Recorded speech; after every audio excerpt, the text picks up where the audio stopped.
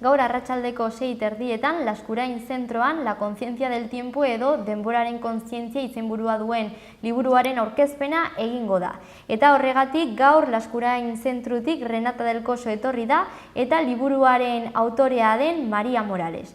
Arratsalde on bioi. Kaixo, arratsaldeon. Zer modu zaudete? Ni oso pozik hemen izateagatik. Ere bai. Posten naiz ni ere pozik egoteagatik. Orduan konta iguzu ez, hasiko gara zurekin adibidez. Konta iguzu, zertan datza liburua? Nire liburua jaio zen pixkat laguntza emateko emakume guztioi. Nik ikusi nuen nire amatasunez, nengon sartuta zulo batean. Eta azkenean ez dakiz zergatik amatasuna gero eta gehiago sartzen zaizu zulo horretan. Eta pentsatzen nuen importantea dela amatasuna, baina beste gauzak edukin behar dugu emakumeok. Eta baita gure lana, gure esperientziak eta gure bizitza azken finean. Eta azkenean idatzi nuen ondo pasatzeko jendea eta baita tresna bidez erabiltzeko esateko emakumeoi hemen gaudela. Eta horregatik izenburu hori, La Conciencia del Tiempo edo denboraren... La Conciencia del Tiempo sortu zen normalean beti izaten gea las amatxos de eta las esposas de, baina inoiz ez gea emakumeak. Eta eman behar diogu arlo horretara bere denbora. Eta orduan La Conciencia del Tiempo izaten da pixkat oroimena bezala gure kontzientzia edukitzeko egunero hemen gaudela eta gure esparrua bultzatu nahi dugula. Eta zure kasuan adibidez, feminismo edo emakumearekin zer ikusia duten gai hauek ukitzen dizute, ez? Horretan sartuta zaude ere profesionalki. Bai, ni psikologa eta terapeuta moduan egiten dut lan, eta nire lanan arlo handi bat emakumeekin egiten dut lan, eta ere bai nire buruarekin emakume bezala, ez? Identifikatzen zara? Bai. Pentsatzen dut momentu honetan oso osona dela arlo guztietatik lantzea horretaz. Nik uste dut orain ezagutzen dugu edo iaia elkarte guztiak bai peninsulan, bai hemen Nafarroan, Euskal Herrian egiten ari dira lan berezi bat gure txokoa bilatzeko gizarte honetan. Eta azkenean baita pentsatu nuen ez bakarrik erabiltzea gure talentoa gu profesional gisa izateko, baizik eta jartzea lana bezala eta ematea beste emakumeei haiek baita bere kontzientzia edukitzeko eta lan egiteko beraiekin. Nik beti pentsatu dut bai idazleak eta bai irakurleak edukin behar dute harremana oso estua. Guk ematen diogu gure esperientziak, eskarmenak eta gauza guztiak gure literaturaren bidez, baina haiek daukate bere bizitza. Orduan, nik pentsatzen dut harremanak izan behar dira horizontalak. Beti ikusten dugu idazleak gora eta irakurleak bera, eta azkenean irakurtzen duzu zerbait eta ja ez da. Nire lana baita idazle moduan izaten da saiatzea lortzen harremanak oso estuak bai idazle eta irakurleen artean denok jasotzeko denontzat. Aberasgarria izatea. Suposatzen dut zure lana gauza bera, azkenean nik uste dut zuen lana izaten da gauza bera, zuek laguntzen ari zarete, baina jasotzen ari zarete gauza asko zuen besoeroengatik, uste dut? Noski baiet. Eta, pixkat esaten duzuna, gure lana sortzen da erlazioan, ez? Osea, gure laguntzeko modua berez erlazioa da, ez? Erlazio profesional bat eta erlazio bat, ez? Elkarrizketa bat. Terapeuta moduan jartzen naiz eta bestea paziente moduan, edo, ez? Baina hor lantzen dena eta terapeutikoa dena da hemen sortzen den erlazio bat, ez? Suposatzen da, edo horretan guk arduratu behar gara, erlazio bat nun, edo erlazio sana, edo ezakit nola. Bai, osasuntsua, erlazio bat, ez? Libre, erlazio bat nun ematen dizutzuk izateko, zuk zaren bezala, izateko aukera, ez? Eta hor sortzen dira oso gauza politak, ez? Bai, adibidez, konfidantza, ez? Konfidantza, eta ni naizen moduan izateko permisua izateko, ez? Bai, eta hori bakoitzaren esperientziak elkarbanatzeko eta guztiok hazteko aukera. Nire kasutan adibidez, nik ez naiz Miguel Delibes bezala edo beste, nola esaten da, beste idazleek importanteak edo ezagunak, eta esaten galdetzen didate, igual zuk ez duzu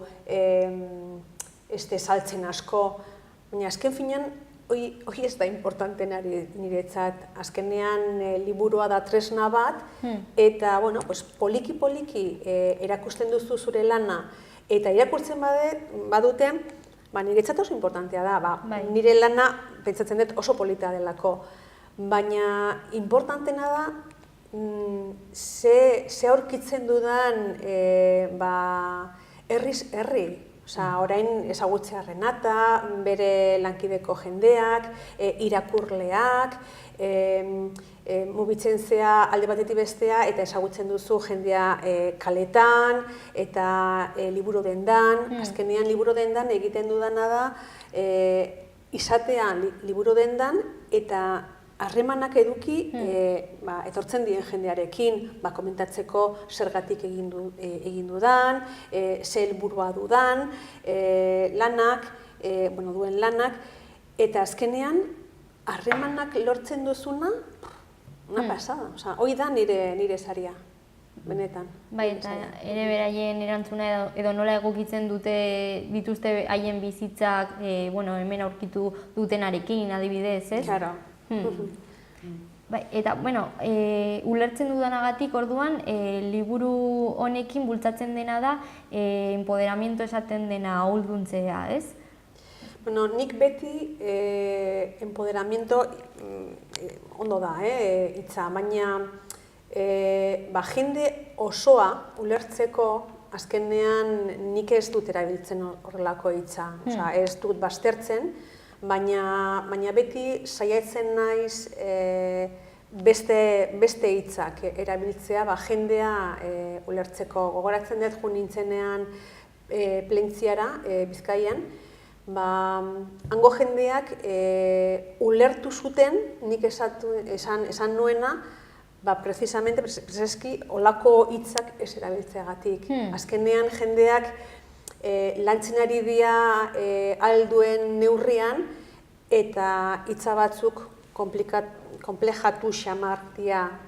Orduan, hobea da... Esan nuena da, hori, orain modan dagoela ematen du, baina ere oraingo gizarteak hori eskatzen duelako, eta da hori azkenean tresnak izatea, lehen zuk aipatu egin duzuna, askea izateko edo norbera den moduan izateko, azkenean guztiek eskuide berdinak daukagulako emakumeak eta gizonak. Eta hori da esaten edo eskatzen dena edo salatzen dena liburu honen bidez, ez? Bai, azkenean, nik igual helburu, igual ez dakit daukazu olako galdera, helburua da emakumeok edukitzea kontzientzia pertsonak ari gehala. Azkenean,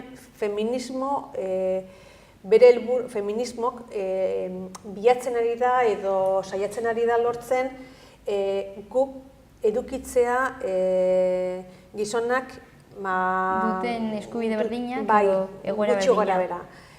Eta azkenean niretzat importantena da esatea emakume guztiei, daukate konfidantza beraiengan, hori da lehenengo pausoa,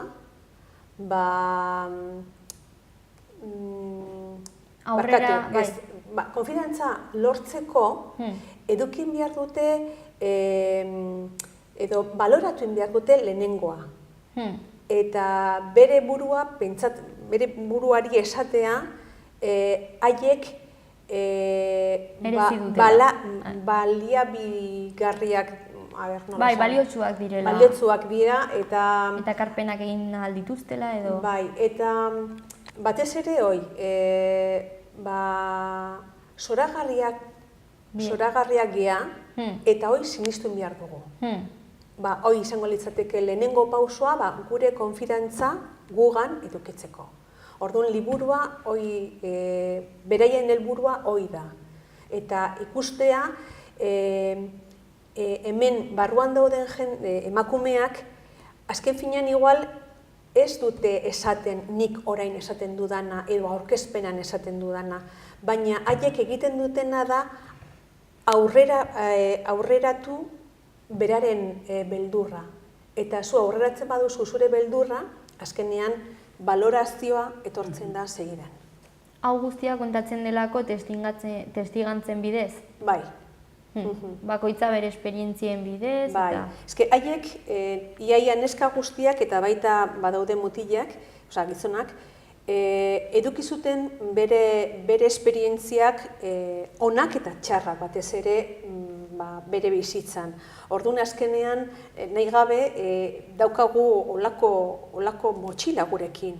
Orduan, etortzen direnean urrengo harremanak beti pixkat erne sortzen zaizu edo erne izaten zea, abertze gertatuko den, mina esarrapatzeko, orduan beldurra berrez etortzen da zuagana.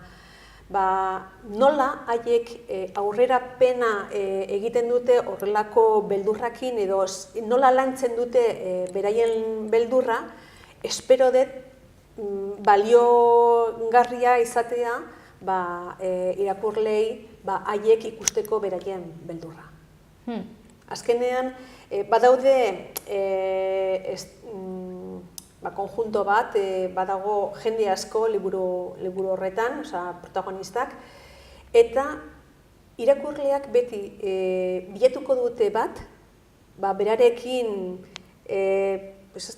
konektatuko dute edo ikusiko dute gustatzen zaiona besteak baino, eta azkenean horrek esaten dizu haien sufritzen duen beldurrak ispilua bezalakoa da. Eta zure beldurra da. Orduan, hoi esatea irakurleari ematen diozu beste tresna bat bere lana egiteko. Eta gero, nahi badute, zentrora jun, baina hobeto lanatzeko.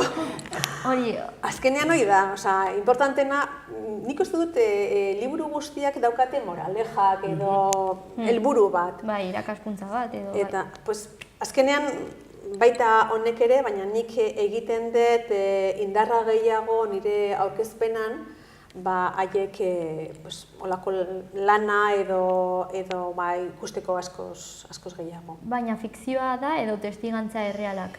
Ez, da fikzioan. Gertatzen dena da, adibidez Frances, badago personai bat, ni Tolosakoa naiz, Gipuzkoan, eta tolosar batek sufritu zituen gauza batzuk eta komentatu zidan, eta pentsatzen nuen nahiko potentea zela, rasgo batzuk, keinu batzuk hartzea eta emateko protagonista horri.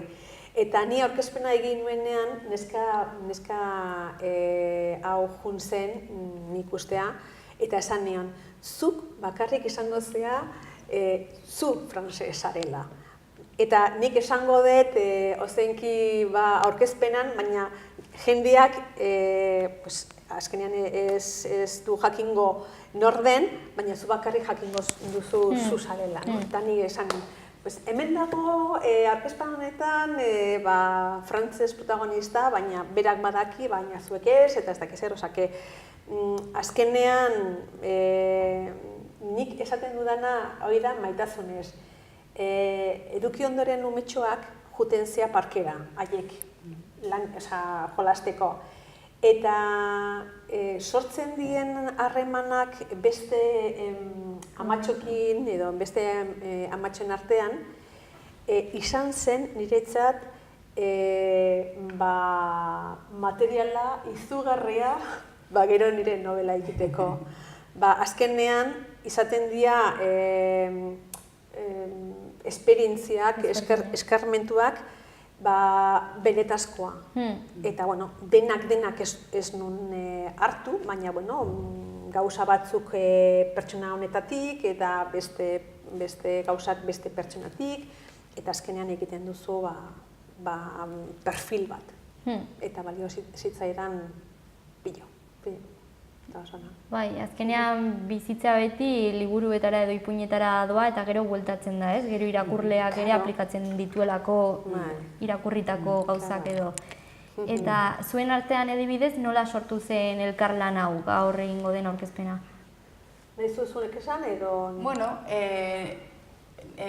nik goiz batetan, bapatean, nire lanarekin nengoela, Mariaren telefonoa... Deitu nizun. Bai, telefonoz deitu zidan. Eta ez ginen ezertaz ezagutzen, eta ordu bete egon ginen hizketan, ez? Eta, lehenengo aldiz, bera kontatu zidan liburua... Liburuz, bai. Zeukala liburu bat aurkezteko, eta kontatu zidan zertaz zijoan, kontatu zidan gauza asko. Ni bapatean oso pozik jarri nintzen, asko gustatu zitzaidan, bapatean sorpresa hau izatea, goiz normal batetan. Ikusi nuen oso energia antzeko geneukala, gauza asko en komun. Bai. Eta berak eskatu zidan, aurkitu nezaken leku bat bere liburu aurkezteko. Eta, nik eskaini nion Laskurainen egitea, porque oso... Zerikusia daukalako. Zerikusia handia daukalako. Nik, ni gauza bera, berarekin hitz egitean ikusi non edo sentitu nintzen konexio izugarria eduki genula guen artean. Eta, nik ez nun ezagutzen, baina hemen Nafarron badaukat lagun bat Marta Egea Begiristain, eta berak hitz egin zidan Renatari buruz, eta nola zentro horretan, zentro oso egokia zela olako gauzak egiteko, eta gainera nahiko zabalak, eta hori oso importantea da. Beti nire ibilbidea edo egin dudan ibilbidea liburu honetan edukin behar duen, gaztelaniaz esaten duten bezala, harmonia bezala, harmoniaz. Orduan, hitz egin nuenean berarekin, ikusi non olako harmonia, olako energia politia berak izan duen bezala, eta, azkenean, hau da beste zatitxo bat. Eta beti eduki dut, suerte osona, irakurle guztiak laguntzen didate pilo. Nola aurkitu lekuak edo bere etxean geratzea lo egitea beste lekutan aurkezteko adibidez, juten Albia trenean, Donostiatik Madrileraino, ni beti hitz egiten dut horretaz jendeari buruz, liburuari buruz, edo gaiari buruz. Jende guztiekin. Eta juten nintzen, normalean Albian trenean, emakumez emakume. Eta bera, Marian Morales naiz, egiten ari naiz hau, eta idatzi dut liburu hau, eta nire helburua hau, komentatu dudana. Eta batzuek, ni beti errespetokiz, nahi batzue, komentatuko dizut, ala ez. Eta komentatzen bi neska bati, beste hirugarrena zegoen hemen, telefonoz hitz egiten, eta bukatu zuen, hasi zen entzuten. Eta ni komentatu ondoren, berak esan zian, utzi nauzu harrituta. Ni Valladolidekoa naiz, eta irikiko dizut nire etxea, zu Valladoliden aurkezpena egiteko. Eta jo nintzen, beti egiten dut telefonoz, deitu nion Fundación Municipal de Cultura, hangoa, eta baita hango pertsonak esan zidan, nire lagun mina, olako gauzak asko gustatzen zaio, emango diot zure telefonoa berak zuri deitzeko, eta ikusiko duzu ze ondo. Eta etorri zen aurkezpenera, ekarri zuen beste lagunak, azkenean mundu izugarria ibilbide honetan. Eta neska honekin da bere izena Isabel Zira Sánchez, eta eduki genuen asteburua hain zoragarria aurkezpenekin eta dena, ni jun baino lehen etxea hasi zen negar egiten, bera. Erakusteko ze harreman estua eduki genuen berarekin, eta ez bakarrik berarekin, baizik eta bere bikotearekin baita. Egin genuen hirukotek beti joten ginen elkarrekin, gainera eraman ninduten turismo pixka bat egitea. Girak bezalakoak, ikusteko herria, eta nik geratu nintzen, harrituta. Dena izan zen, hori froga da azkenean material ona dela eta benetan balore ematen duela. Eta gainera esan dugu adibidez zer ikusia duela zentroarekin horrelako... Barkatu, juten naiz, barkatu. Marta Begiristainek esan zidan berari deitzeko eta berak pentsatzen zuten lekurik hoberena zela aurkezteko. Eta berak Marta izango da aurkezpenean gaur atzaldetan, Renata edo Amparo da, Kontxa barkatu, zuzendaria, igual izango da Maia nirekin, edo Renata ez dakit, haiek erabakiko dute, eta beste aldean izango da Marta Begiristainek, eskerrak gixak, berak aurkeztea pixkat eta komentatzea nola izan da gure harremana irakurle bezala baita. Hori, zuek zentruan adibidez, normalean liburu aurkezpenak egiten dituzue? Hau izango da egiten dugun lehenengo aldiz. Normalean ez, igual ere aukerarik ez dela egon, baina hau izango da egiten dugun lehenengo liburu aurkezpena. Normalean egiten ditugu beste formakuntzak edo asteburuetan normalean egiten ditugu edo autoezagupenarekiko tailerrak edo constelaciones familiares. Lehengo asteburuan etorri zen Alen Bino klaun bat,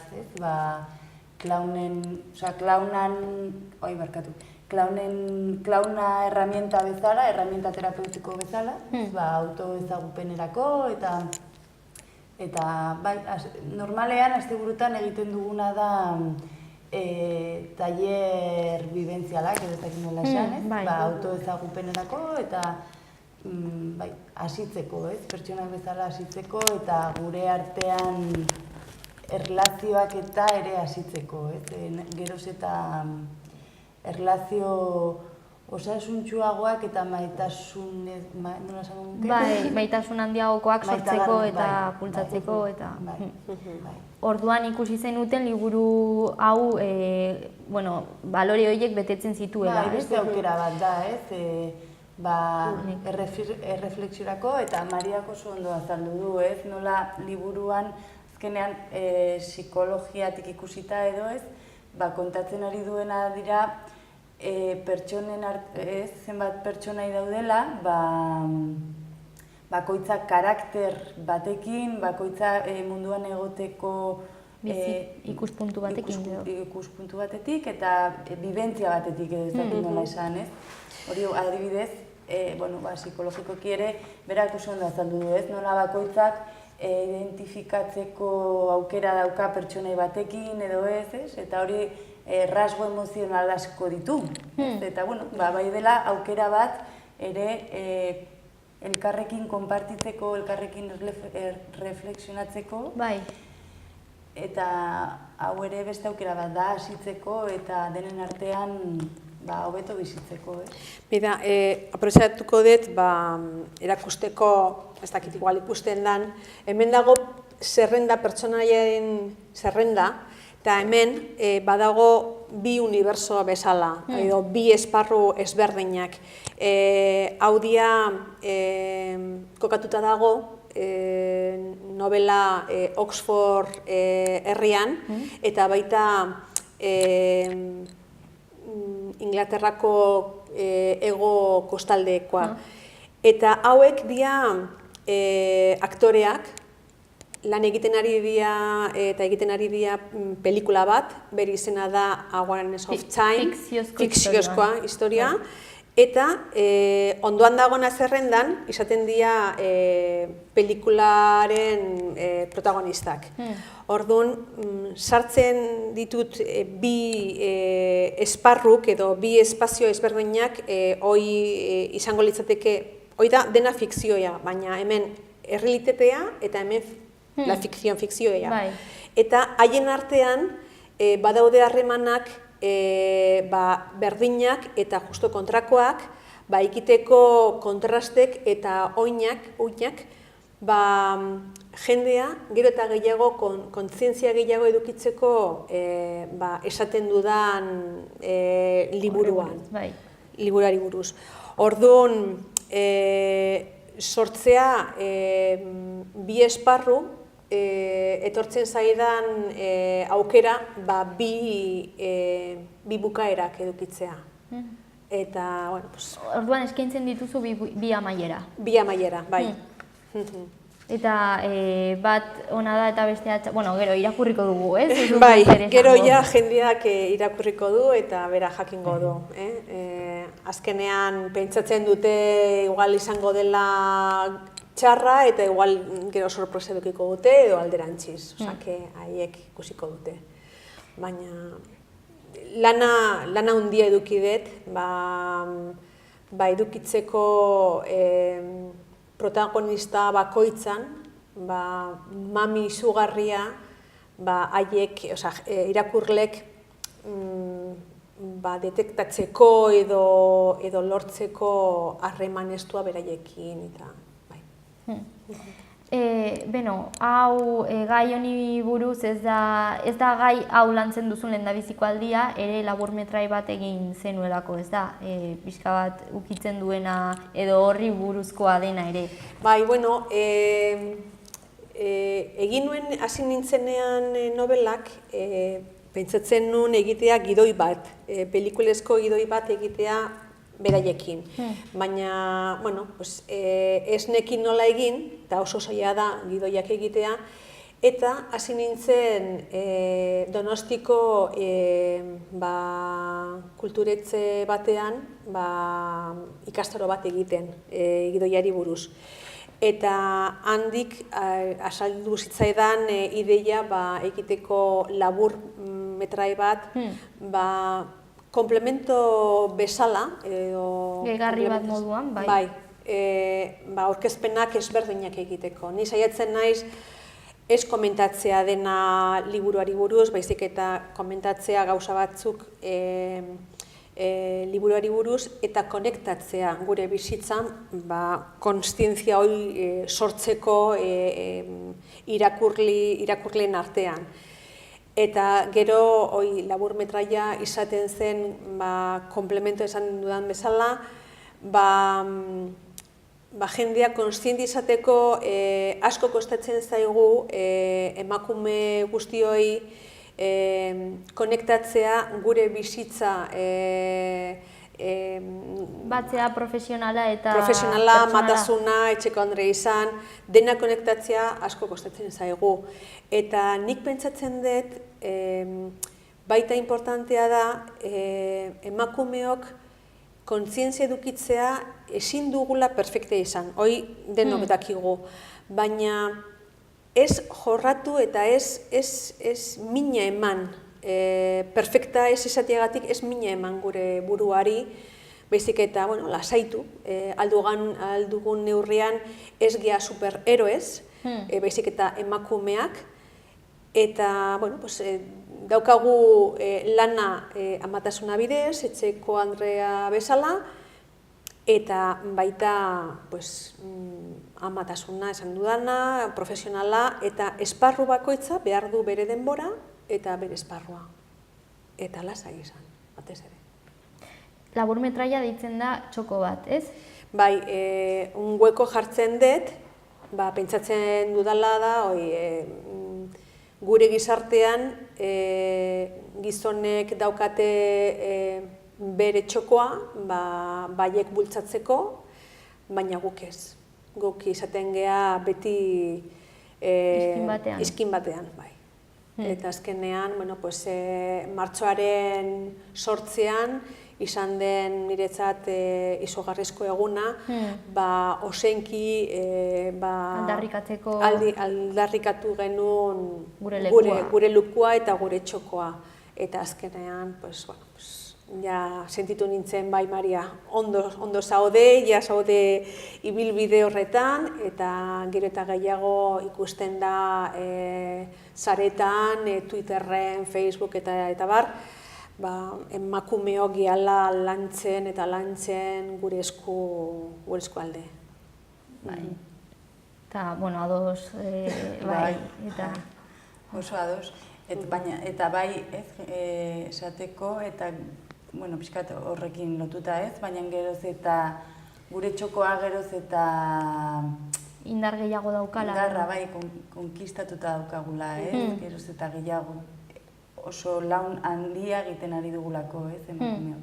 Ezke, bortxaketak eta sexu lotuta dagoen erasoak eta indarkerik pentsatzen dut, daukat dena unkituta.